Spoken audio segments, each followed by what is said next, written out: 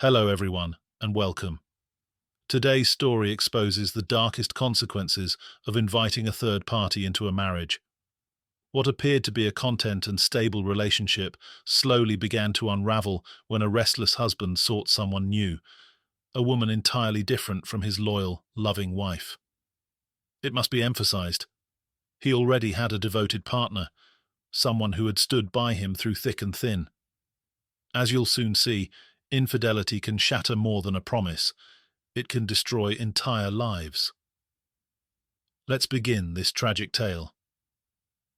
It was 1996 when the Fulton family moved into a charming home by Orion Lake in Michigan.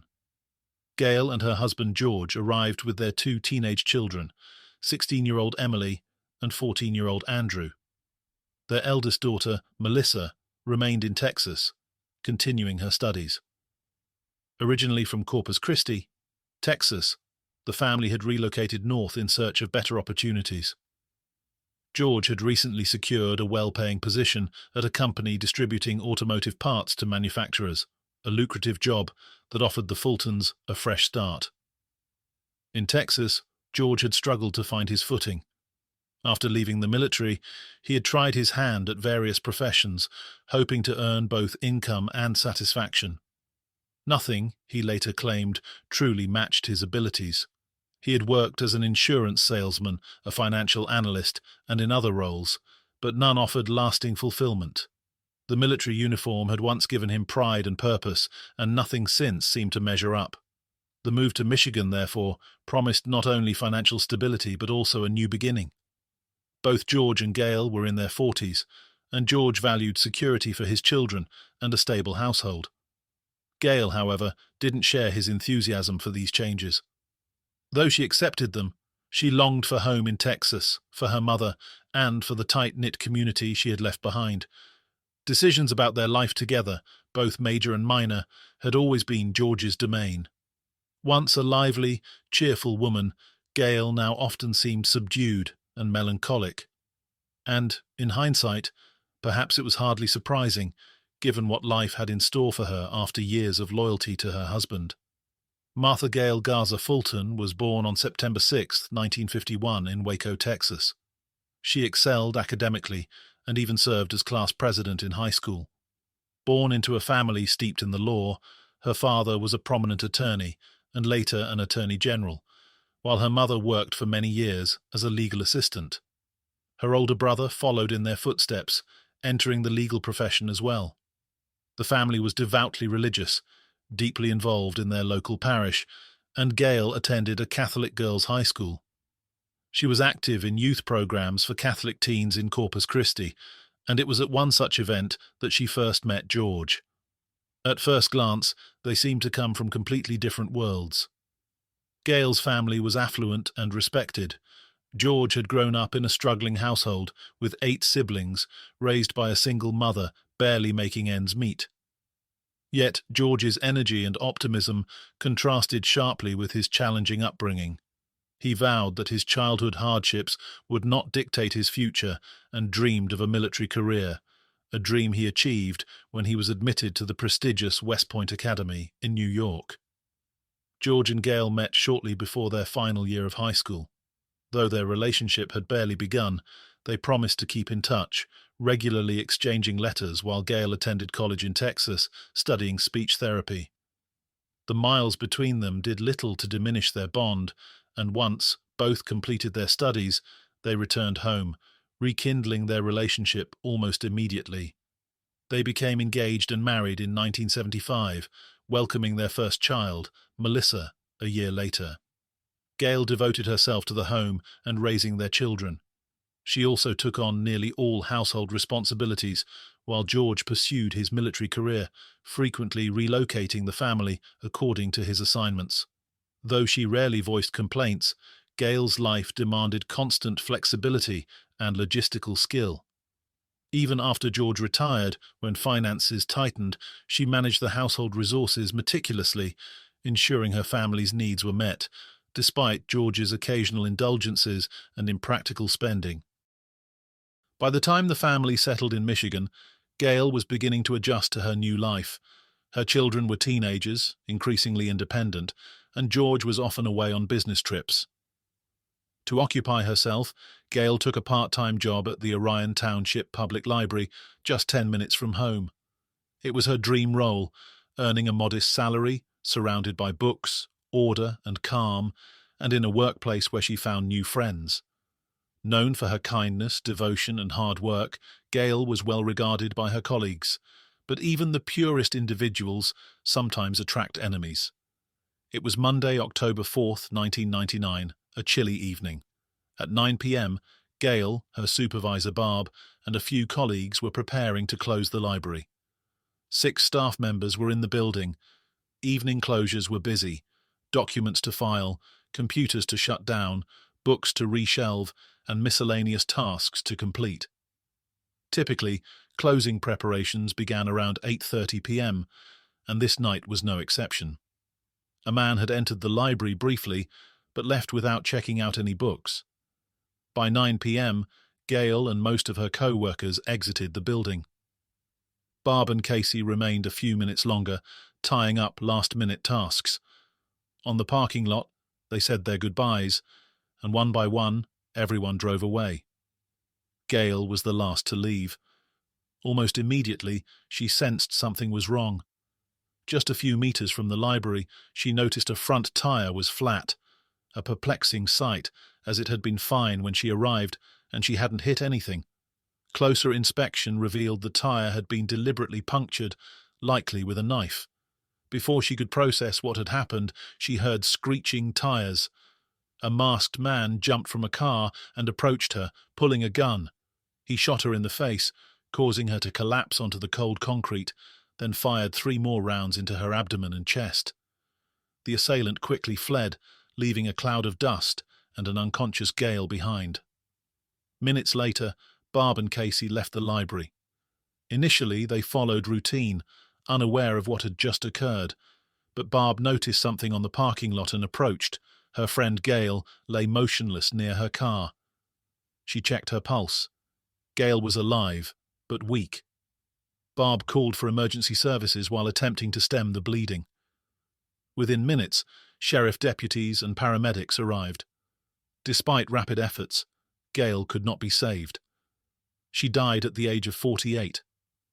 Her colleagues were shocked, unable to comprehend what had occurred mere meters from them. Gail had no known enemies. She had been good to everyone. At the sheriff's request, Barb contacted George. Initially, Andrew answered the home phone. When George finally took the call, he was told something terrible had happened and that he needed to come to the library parking lot. George and Andrew arrived within minutes. Police had cordoned off the scene, withholding the full details. At the station, they learned the tragic truth. Andrew was distraught. George, however, appeared almost detached, not asking questions, not visibly upset. His reaction drew the attention of investigators. They knew statistics indicated most murders are committed by someone close to the victim. Motives had to be considered carefully, including the possibility of a random attack. Although robbery was ruled out, Gail's jewellery, wallet and car remained untouched. During questioning, George spoke briefly and reluctantly. He admitted to an affair with his employer, Donna, but denied any connection to Gail's death. Andrew confirmed the affair, but emphasized that it had recently ended and that George and Donna were now strictly professional. Affairs are always potential motives, so investigators asked George to take a polygraph. He refused, dismissing the test's credibility. Despite suspicion, George had an alibi. Andrew testified that he had been home with his father since 8:30 p.m., making it impossible for George to have left unnoticed. Meanwhile, forensic teams and investigators secured the crime scene.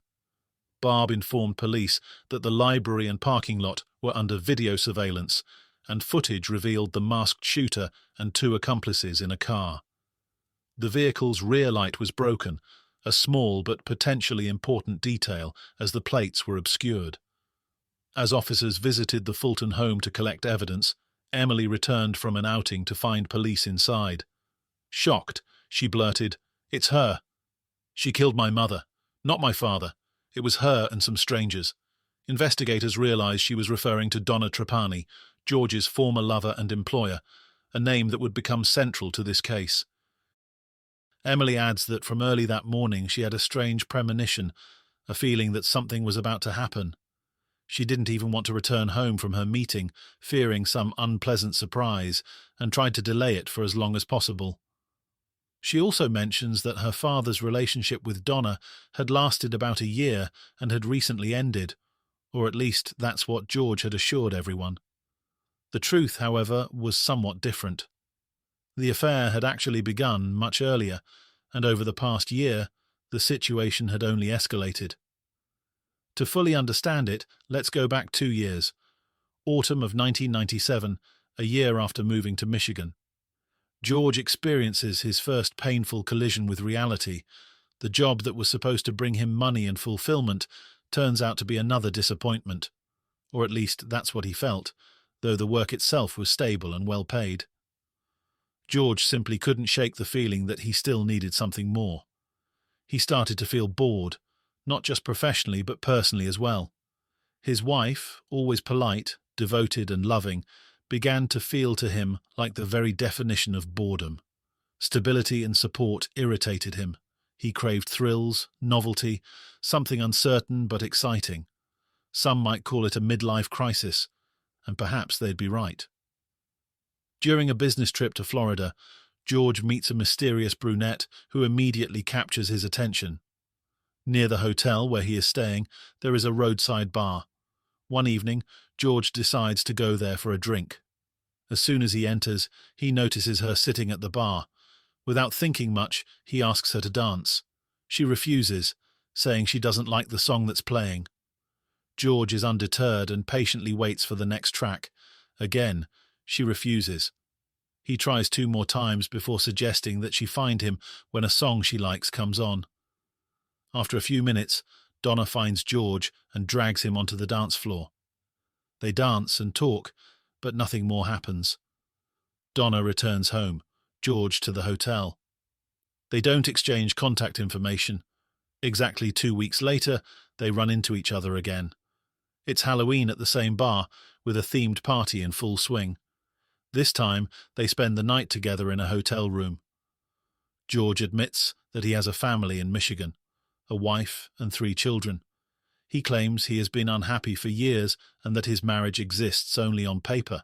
He no longer even wears his wedding ring. Donna doesn't mind. She is married herself. George's company has most of its clients in Florida, meaning he travels there often, giving them frequent opportunities to meet. He is fascinated by Donna, though it's hard to imagine anyone looking at her the same way. Donna is a 44-year-old nurse who has lived and run her own business, a nurse staffing agency, in Florida for many years. Little is known about her youth, except that she was raised solely by her mother and never met her father. According to rumor, her mother left her father after he allegedly threw the 6-week-old Donna against a wall. How much truth there is to that story remains unclear. As a teenager, she had many insecurities, mainly about her weight.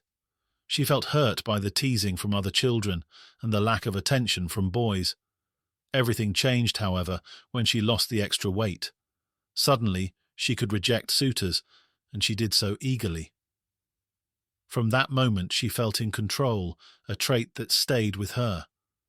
Donna had always dreamed of independence and running her own business, wanting the final word and for people to work for her, not with her. Her employees, or rather subordinates, never knew what mood she would be in when they arrived at work. One moment she could be friendly and collegial, only to start yelling for no reason moments later. She would throw objects, slam doors, and raise her voice.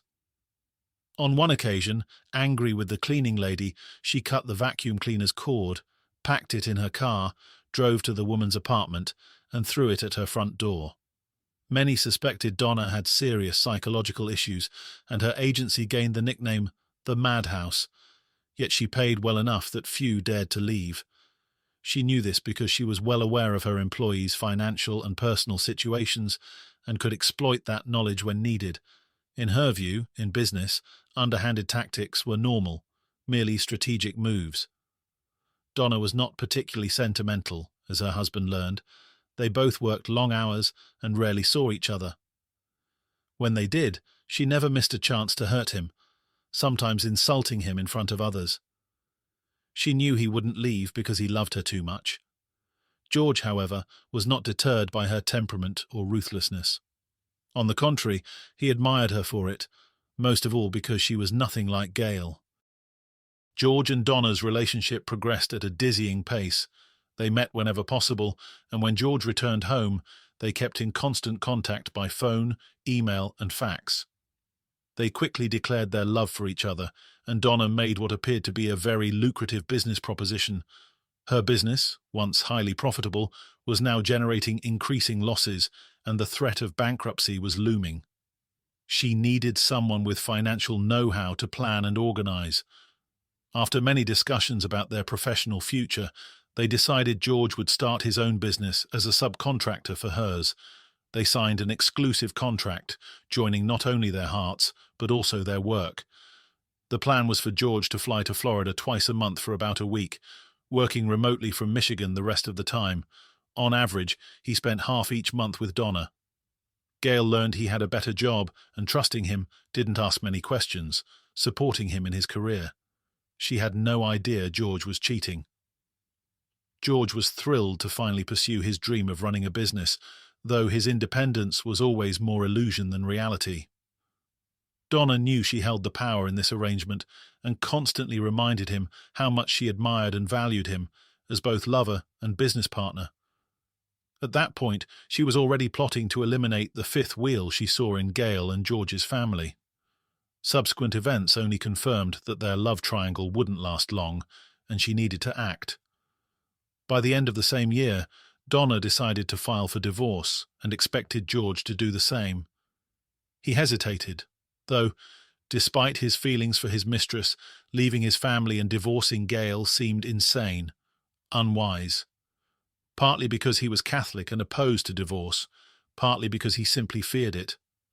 A double life in lies and secrecy suited him better, even if it wasn't as carefully hidden as he thought. Early 1998 marked the flourishing of their affair. They exchanged love letters, spoke several times a day on the phone, and sent faxes unrelated to work. Donna also called George's home number directly, sometimes reaching his wife or children. While her frequent contact was not unusual professionally, the family sometimes found her persistence intrusive. Donna also worked hard to win over George's children, particularly Emily, showering her with attention as if trying to befriend her and asking about school and home life. At some point, 15-year-old Emily realized her father and Donna's relationship might be more than professional. Gail either didn't notice or refused to acknowledge it. The affair soon became obvious, though no one voiced it. Eventually, Donna demanded George choose, either her or his wife. He couldn't decide, repeatedly telling her he loved her, but wasn't ready to leave Gail, partly for the children and partly because Gail's mental health had declined. Donna, unconcerned, demanded a concrete date. George agreed to a short move to Florida to appease her and supposedly boost his business. His children already knew about Donna, while Gail, despite sensing the situation, still refused to accept it consciously. Emily was furious at her father, Andrew withdrew, and Gail sank into depression, despite George's assurances that the separation would be beneficial. While the Fulton household in Michigan crumbled, George and Donna enjoyed a honeymoon in Florida. George didn't admit to his family that he was living with Donna, but it was obvious. He lied that his rented apartment had no phone, making contact possible only via the company. In Florida, their relationship was openly visible. Everyone knew George had a wife, but assumed a divorce was in progress. His colleagues liked him. He was nothing like Donna. Eventually, George began noticing her flaws. She wasn't as perfect as he thought. Her assertiveness and charisma were merely a sense of superiority. He saw her speaking contemptuously, sometimes aggressively, to employees and even store staff, which increasingly disturbed him. He began to wonder whether the affair was a mistake, especially since Donna was his boss. In September, Gail's birthday prompted George to return home, somewhat exhausted by his possessive and demanding lover. Donna, furious, vented in her diary with extremely offensive remarks. Yet, the affair continued. By October, George returned to Florida for their anniversary, and the following months were a constant cycle of travel between Michigan and Florida. Donna could not tolerate George being with Gail. To sabotage their holidays, she concocted a fake emergency at the company, luring George back. There was no emergency. She only wanted full control. 1999 arrived. George spent more time at home, seemingly trying to repair his mistakes. Gail took small gestures of affection as signs of change, refusing to acknowledge George's ongoing affair. Meanwhile, Donna worried Gail would take George from her. He was essential for solving her company's financial problems. She wrote a letter to their youngest son, Andrew, claiming George was miserable in his marriage and urging him to convince his mother to leave. Andrew likely showed the letter to Gail, who admitted to colleagues that she had learned of George's affair and might have to separate from him. George reassured her, and she again relented. By late March 1999, George resigned from his contract with Donna, offering to support her remotely and part-time. He told her their relationship wasn't entirely lost, but he had to focus on his family. Donna refused to give up. Early April, near the end of George's notice period, she claimed she was pregnant and terminally ill with cancer, sending him a fax allegedly from her doctor. George, without questioning, believed her and renewed the relationship, promising to love her and their child of love. He assured her he would care for the baby after her death, with his wife's help, who would learn of the supposed pregnancy only in July, humiliatingly. July 4th, 1999, a significant day for Americans celebrating Independence Day, became a day of confrontation for the Fultons. George couldn't choose between his wife and the woman carrying his child. He arranged a meeting with both. Gail, shocked, reluctantly agreed. Donna's plan was simple: convince Gail to let George fly to Florida with her, wait for the birth, and after her death, apparently inevitable, he would return to her. At the hotel, Gail, in tears, felt humiliated by her husband's pregnant mistress. Donna ostentatiously rubbed her stomach, shocking Gail. Unable to bear it, Gail ran out crying, calling her daughter from a nearby phone booth. Emily immediately suspected Donna's pregnancy and illness were manipulations. That evening, George packed his bag and returned to the hotel to stay with Donna. By July 5th, George convinced Gail the affair was over. Despite desperate pleas from the children, Gail refused to leave, seeing sincere attempts to repair the marriage. They attended church together and planned a vacation. Donna, however, continued harassing them by phone and email, claiming business matters, but often ending in insults and blame, portraying herself as the victim. Meanwhile, she prepared a new plan to remove the last obstacle to her happiness: Gail. For far too long, Donna tried in countless ways to win George back, but it became clear that he had no intention of leaving his wife for good. For Donna, this was a crushing blow. She felt rejected, humiliated, and increasingly desperate. Turning to her employee, Sybil Paget, who had struggled with drug addiction, Donna deliberately kept her on staff, knowing she might be useful in the future, and that moment had arrived. At first, Donna considered several options, including staging a suicide or even a mass shooting. Ultimately, she decided the act had to be carried out quickly, discreetly, and away from Gail's home.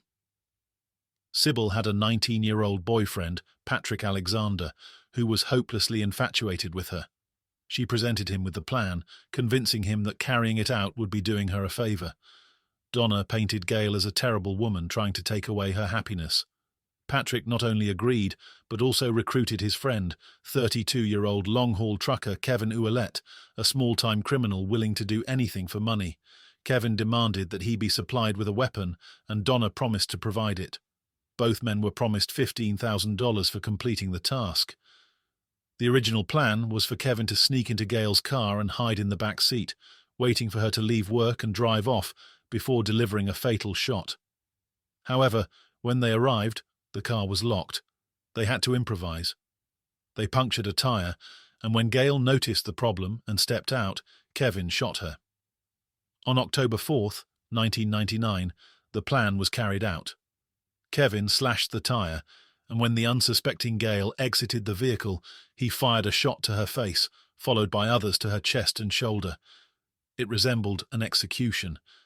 Gail collapsed, but was still alive. The perpetrators fled, leaving her to die in the parking lot. To provide herself with an alibi, or perhaps for satisfaction, Donna called George at the moment of the attack. In her eyes, the plan had succeeded.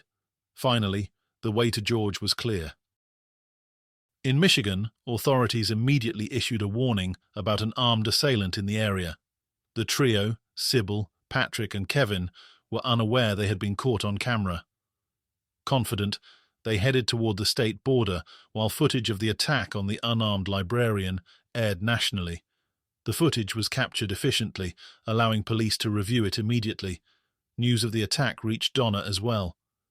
Watching the hired killers shoot Gail, she began to panic. She had believed her plan was foolproof. Police, however, were determined to find the culprits. Though George assured investigators that his mistress had no involvement in his wife's death, they found it suspicious that Emily confidently pointed to Donna. They also noted that Donna had called George precisely at 9 p.m., the moment of the murder. Technicians collected recordings left on George's answering machine, as well as emails and faxes from Donna, which revealed her intense hatred for Gail. Within hours, investigators contacted her to question her about her relationship with George, hoping she would incriminate herself. It was clear she hadn't pulled the trigger, but police suspected she orchestrated the crime. Despite the late hour, Donna answered the call. Sleepy but unsurprised, she calmly and logically responded. She tried to place blame on Sybil, claiming that out of jealousy over George returning to his family, Sybil had sought revenge on her own. Police didn't believe her. During the visit, a strange moment occurred. Donna's cat walked across her lap, leaving impressions on her stomach, revealing that her supposed 6-month pregnancy was fabricated. Shortly after, Donna was arrested. Though she never admitted guilt, the evidence was overwhelming. Of the 4 involved, Patrick was the least engaged in the murder and had the best chance of avoiding a life sentence. He acted as the driver and agreed to testify against the others in exchange for a plea deal. Patrick Alexander was sentenced to 23 to 40 years in prison after pleading guilty to second-degree murder and solicitation to commit murder. Kevin went to trial first, receiving a life sentence without parole in October 2000. He also agreed to testify against Donna and Sybil, who faced a joint trial starting in November 2000. Key witnesses included George, who admitted to unintentionally helping Donna plan the murder by providing maps of key locations like their home and Gail's library. Donna tried to blame George during her trial, citing all her misfortunes and alleged miscarriage, but the evidence was too strong. Both Donna and Sybil were sentenced to life without parole. Gail Fulton was laid to rest in the family plot in Rose Hill Memorial Park, Corpus Christi, Texas. Her adult children went on to build their own lives. George reportedly changed for the better, sought professional help, improved his relationships with his children, and remarried in 2004. Gail's life was tragically cut short, leaving a family forever altered. Her children endured unimaginable loss, forced to navigate life without their mother's love and guidance. George continued his life, but the shadow of past decisions lingered over his relationships with his children. Though justice was served, the scars of betrayal and grief remain. Gail's story reminds us of the fragility of trust, the consequences of deceit, and the lasting impact of violence on a family. Rest in peace, Gail. Your memory lives on in the hearts of those who loved you, and your story will not be forgotten. Thank you for listening to this sad story until the end. I truly appreciate every view, comment, and like. It means so much. Please take care, and I hope to see you in the next video.